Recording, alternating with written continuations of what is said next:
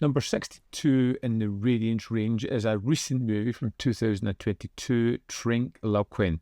Round Lake is translated to, and this is a strange film. Split into two parts, we have the story of Laura, a botanist who is studying certain plants at this place in Argentina. At the start of the first movie, or the first part, she's missing.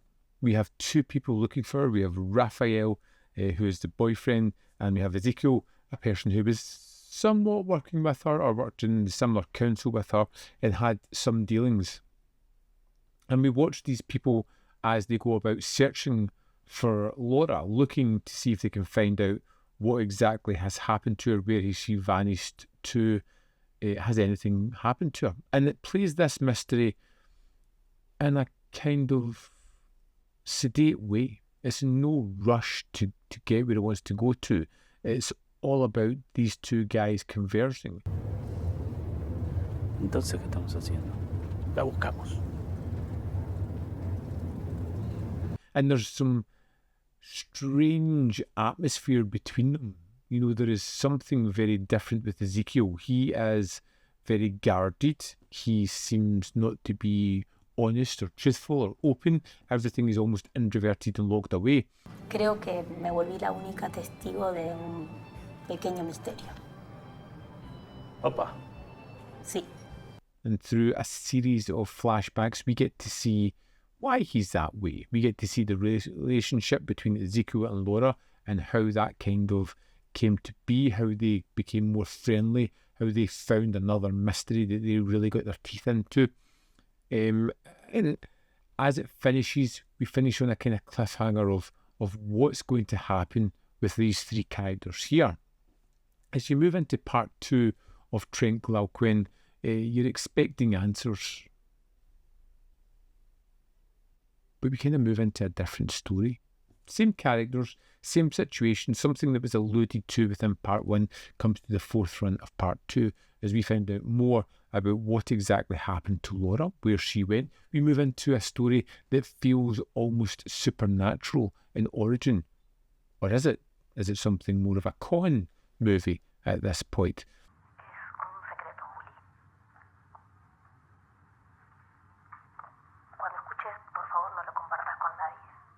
But again, we lose a big character from the first movie. We kind of keep going into flashbacks. We discover some new characters and we start to learn more about the character of Laura, her relationship with Ezequiel and how that kind of changed throughout the course of this tale.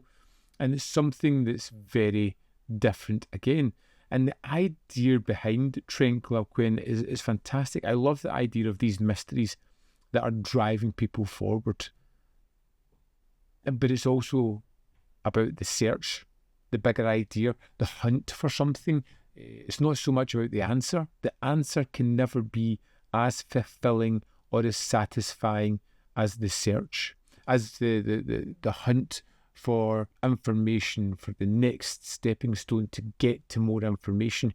This is exciting and driving it forward. Si de algo estaba segura, era de que ese ruido estaba hecho por alguien que estaba vivo, un quejido o un grito. But the conclusion of these stories are never going to be as satisfying as you want them to be.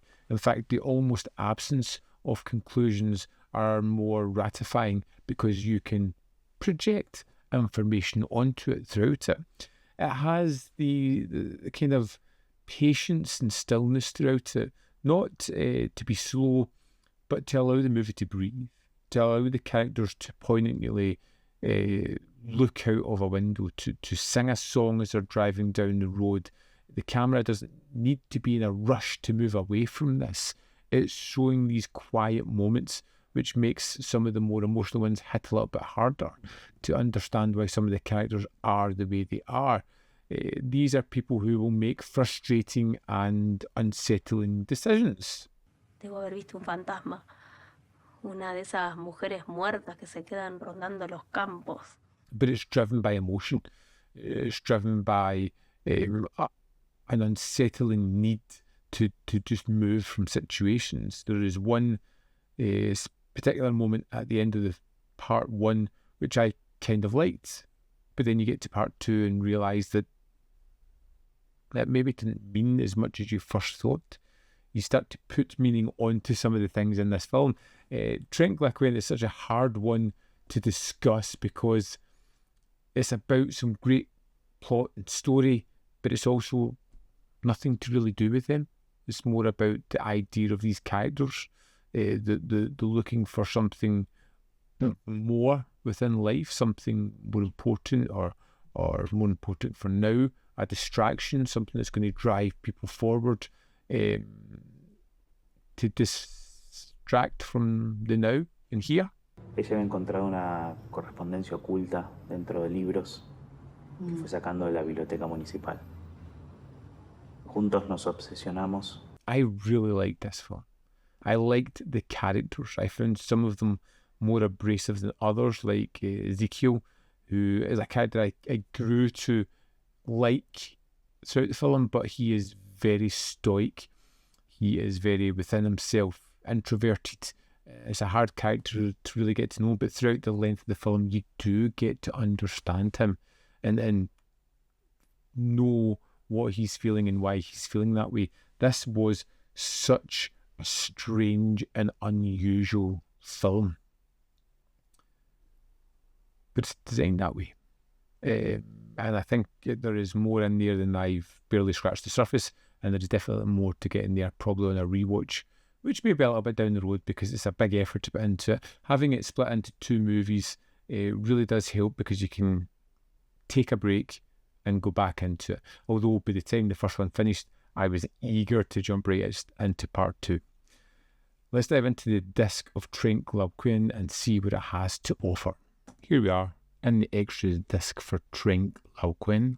First up we have David Jenkins, recorded exclusively for Radiance in 2024, editor of Little White Lies. David Jenkins discusses the film, its literary structure, the lineage of on-screen laureates, and the unusual filmmaking methods of Il Pampero Cine. This is 11 minutes 9 seconds. He kind of looks through like the film Laura, Twin Peaks, particularly Twin Peaks, and his affinity with Trenque Lauquen, the filmmaking behind it, the sort of studio and low-budget filmmaking in the films that they took are made as well. Next, we have Laura Paradis, screenwriter and star of Trenque Lauquen. Laura Paradis discusses the evolution of her character, Laura, from the previous film's literary influences and the future of Argentinian film industry. This is 13 minutes 18 seconds, and she talks a lot about how the script was constantly evolving, constantly being reassessed, changed, how various things in the world affected the process and how they kept going back to it. And it was a living, breathing script throughout filming. Next, we have Ezequiel Pierre, who discusses his experiences of working as an actor for the first time alongside the challenges of shooting a film for 6 years. This is 40 minutes 22 seconds. Kind of fascinating as he talks about his process, how he kind of discovered the character through the writing process, through reevaluating scenes, through reshoots, how he was working as an actor on this film and would go to be an assistant director on another film at night, how COVID really impacted the shoot. Next we have the director Laura Citarella, who discusses the making of the film and El Pamperino Cine Filmmaking Collective.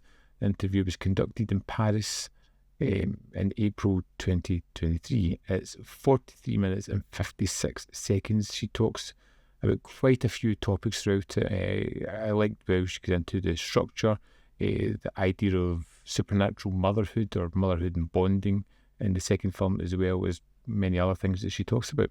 Next up we have Iko Ishibashi and Laura Citarella, which is one of the 25 films commissioned for the Film Festival Gents Golden Anniversary in 2023. 25 composers were paired with 25 filmmakers and invited to write a short piece of music. Iko Ishibashi provides the score in a short by Laura Citarella, who continued to explore the town of Trenque Lauquen. And it's exactly that. They're sitting down to watch the movie. She goes out into the town and we just kind of see her wandering about for 12 minutes. It's a fun little addition, just adding to the oddity of this place. There's also galleries and a trailer, and that's the special features for Trenque Lauquen. There you have it. Another recent release from Radiance, which I think is worth your time and effort. And I would love to know your thoughts on this one, if you've seen it. So let me know in the comment box below whether you loved it, hated it, fell somewhere in the middle. As always, there is more content up here. You can see more of my stuff. In the description box below are links to Patreon, membership program, and manbyfilm.com, always in which you can support me. Thanks for watching. See you next time.